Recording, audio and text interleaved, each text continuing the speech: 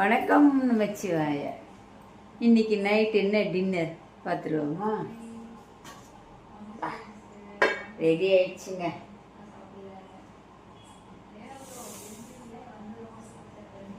சுட சுட இட்லி சூப்பராக இருக்கு. சுட சுட இட்லி பாருங்க. சரி, இட்லிக்கு என்ன பண்ணியிருக்கீங்கம்மா? இன்னைக்கு இட்லிக்கு கார சட்னி பண்ணியிருக்கேன். சூப்பராக இருக்கும். இந்த கார சட்னி நம்ம இட்லி மேலே போட்டு அப்படியே சாப்பிட்டோம்னா நல்லாயிருக்கும். ஸோ இட்லி எடுத்துட்டாச்சு, சட்னியும் போட்டாச்சு. இட்லிக்கு கார சட்னி,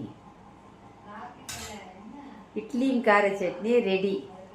வாங்க எல்லாரும் சாப்பிடலாம்.